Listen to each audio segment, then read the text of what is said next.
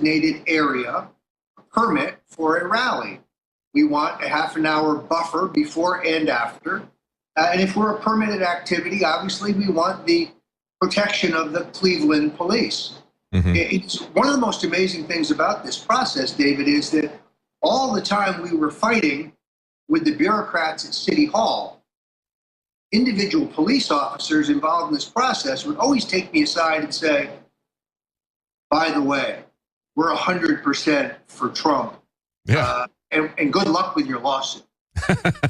So it is. I think it is likely that we will settle with the city, that we'll get a workable location.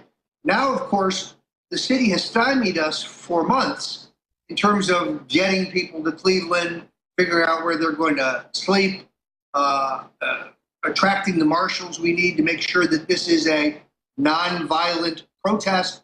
So we're behind the 8 ball.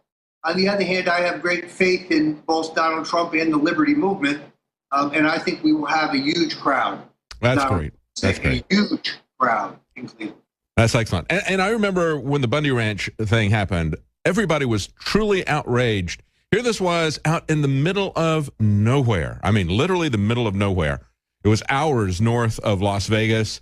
Virtually all the land was under federal control. And they had a small enclave of people that were there to protest that were maybe about a mile away from the Bundy's ranch. And then as you got off of the interstate, in the middle of nowhere, as I pointed out, there's this little fence-in area, and there was an officially printed up sign by the BLM that says First Amendment area. And somebody put a handwritten sign next to that and said, the First Amendment is not an area. And it got the Republican governor, and everyone was very concerned about what was going on there. Everybody was talking about how the BLM wanted to shut down free speech. We see this constantly. I'm really not certain. I've got more concern, I think, about what's going to happen with the Democrat convention in Philadelphia based on what Jakari Jackson and I saw when the Pope was here. We went to Washington and New York, and they were very cool with things. They were able to handle massive protests, and we saw that again in Washington when we went to cover Donald Trump speaking to AIPAC. But when we went to Philadelphia, it was unbelievable how they shut that city down, and that's where the Democrat convention is going to be. And there's going to be a lot of unrest there. I don't think.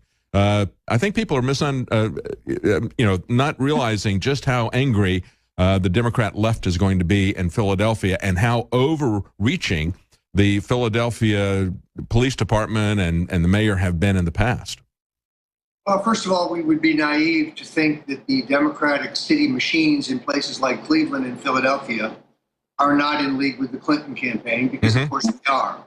Secondarily, I was very disappointed to see this morning, to see Bernie Sanders say that he will vote for Hillary. Now, Bernie is not my cup of tea, and I made some caustic remarks about him early in the campaign, which I take back. I must tell you, I think he's run a great campaign, given the fact that he wasn't even a Democrat 6 months ago. He's raised an enormous amount of money. He has run a great grassroots campaign. I like where he attacked Hillary on war and trade. I only wish that he had attacked her a bit more on corruption and her abuse of women. But it is disappointing to see Bernie join the club and ultimately turn out to support policies that he doesn't really support. Yeah, let's play the clip that he had. He was on Morning Joe today, where he was declaring his fealty to Hillary Clinton. And I want to get your reaction to what he said and the reasons that he gave for why he would support Hillary Clinton. Here's that clip. Are you going to vote for Hillary Clinton in November? Yes. Yeah, I think the issue right here is I'm going to do everything I can to defeat Donald Trump. I think Trump, in so many ways, will be a disaster for this country if he were to be elected president. We do not need a president whose cornerstone of his campaign is bigotry, is insulting Mexicans and Latinos and Muslims and women, who does not believe in the reality of climate change, when virtually every scientist who has studied this issue understands we have a global crisis. This is not somebody who should become president. But my job right now is to fight for the strongest possible platform in the Democratic convention. And as we speak in St. Louis, that's going on right now. And that means a platform that represents working people, that stands up to big money interests. And that's what we're trying to do. So your vote will be a vote for Hillary Clinton or against? Well, I don't want to parse words right now. What I am trying to do right now is to make sure that the Democratic Party becomes a party that represents working people, not Wall Street, so that is prepared to have an... Okay, so she wasn't really understanding whether he was going to vote for Hillary or for Donald, because he said he's going to stand up to big money interest. I think that really confused her, because they gave a mixed signal there. Roger, what do you think? Because she is the candidate for big money interest, isn't she? Yeah, I think it's Bernie who's confused. Yeah. On the important issues of trade and war, his views are much closer to Donald Trump's than they are to Hillary Clinton's. Secondarily, if Bernie Sanders really thinks Hillary Clinton is going to police or clean up Wall Street, good luck on that. He is sadly naive. Yeah. But you also see the continuing effort on the left to smear Donald Trump as a bigot, racist, hater, trigger happy, a lunatic. I've known Trump for 39 years. Knew his parents well. I know his family well, and I have great affection for them. These are lies. Mm-hmm. Donald Trump doesn't have a racist bone in his body. In fact, unlike Bernie Sanders, unlike Hillary Clinton, Donald Trump has created thousands of jobs for black people, for brown people, for all Americans. So I see the 1964 Goldwater technique of the big lie. Oh, Barry Goldwater, he's nuts. You remember that, David? Oh, yeah, absolutely. Yeah, he was going to pull the button. You had the Countdown Daisy commercial, where they only played it once, but then the media just kept playing it for free over and over and over again.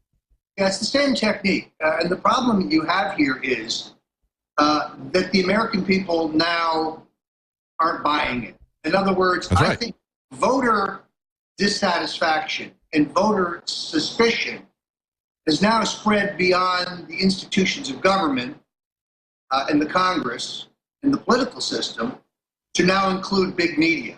In other words, the voters know that CNN is in bed with the political establishment.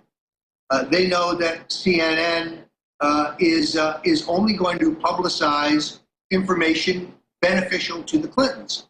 That's why we sometimes jokingly call it the Clinton News Network. That's right. And of course, that narrative of talking about how Brexit was xenophobic and racist, they didn't buy that either.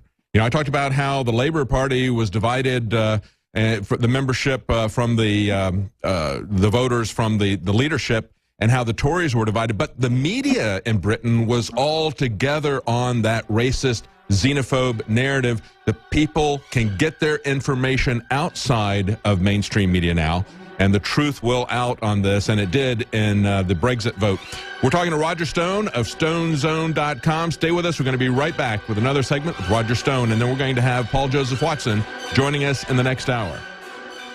Welcome back to the Alex Jones Show. I'm David Knight, and we're talking to Roger Stone, StoneZone.com. No stranger to those of you who listen to Infowars.com. We've been fortunate enough to be able to talk to Roger Stone, a very experienced political analyst. We're going to talk to him more about what he thinks Brexit means and its implications for the American election. Before we get back to Roger, real quickly, we have a new special, Deep Cleanse, 20% off at InfoWarsLife.com. And of course, this is the Rolls Royce of all-in-one cleansing. Instead of buying 5, 6, or even 7 different cleansing products, we put this all together in one after decades of scientific research. It's 20% off now at InfoWarsLife.com. This is our fastest selling formula yet, and it's going to sell out pretty quickly, especially at this price. Also, we have Hillary for Prison t-shirts. Get your Hillary for Prison t-shirt, limited edition, 50% off for 1 week, and we've been doing this now for several days, so I'm not sure how much longer that's going to run. When you buy one for 50% off, you get a link to, and you'll see there when you buy that first one, you'll see a link where you can sign up for our newsletter. If you do that, you can get additional ones for 75% off. That's an incredible price. And just as I was pointing out, this one guy says this is a day that the British people defied their jailers. Hillary wants to be your jailer. No, send her to prison instead. Okay, this is there's either her or you. One of us is going to go to jail. And finally, we have the Alexa Pure water filters, 20% off at InfoWarsStore.com. That's everything from the highest quality, largest systems down to the shower filters that will take the chlorine out of your municipal water supply. All of those, 20% off all the Alexa Pure water filters at InfoWarsStore.com. Let's go back to Roger Stone now. Roger, it was a great statement from Donald Trump. He said the people of the United Kingdom have voted to reassert control over their own politics, borders, and economy. He said, come November, the American people will have the chance to redeclare their independence. Americans will have a chance to vote for trade, immigration, foreign policies that will put our citizens first. They'll have the chance to reject today's rule by the global elite. They can embrace real change that delivers a government by and for the people. He says, I hope America is watching. It will soon be time to believe in America again. And so we saw the voters in Britain vote to make Britain great again. Will the voters in America vote to make America great again? I think they will. And I think this really lines up perfectly with what Donald Trump has been saying in this campaign. And what he's been saying, as you pointed out, with NAFTA and other things, he's been talking about this going back to the early 80s. Yeah, Donald Trump's been very consistent. He has never been a globalist. He's always been deeply suspicious of he was opposed to NAFTA. He was indeed opposed to the Iraq War. There's another British analogy that occurred to me this week, David, and that is, as you know, there were tumultuous changes in the Trump campaign.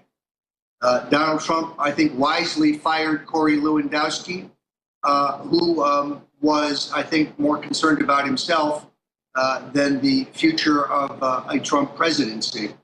Interestingly, now Lewandowski's going to work at CNN, which I view to be the most negative, the most anti-Trump of the networks. Wow, that's interesting.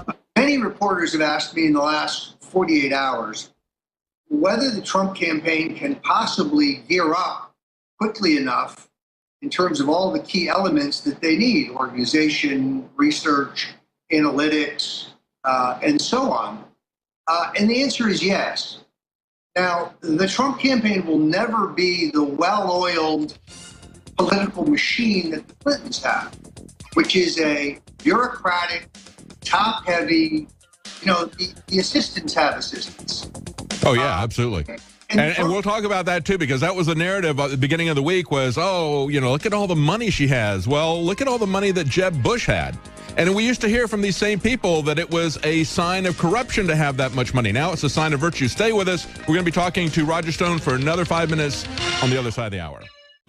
Welcome back to the Alex Jones Show. I'm David Knight, and we're talking to Roger Stone. We have him for one more segment. Now, Paul Joseph Watson is going to be joining us at the next segment. And then the bottom of the hour, we have Dr. Steve Pieczenik, who's going to be joining us to talk about the global implications of Brexit. They declared their independence yesterday, folks. It's going to be a long, complicated, messy divorce, but it's very important that they declared their independence. So we've been talking to Roger Stone about the parallels between the anti-globalist movement in Britain, the fact that they tried to portray this as racism and xenophobia, the same way they're trying to attack Donald Trump. But people understand that globalism is destroying their country.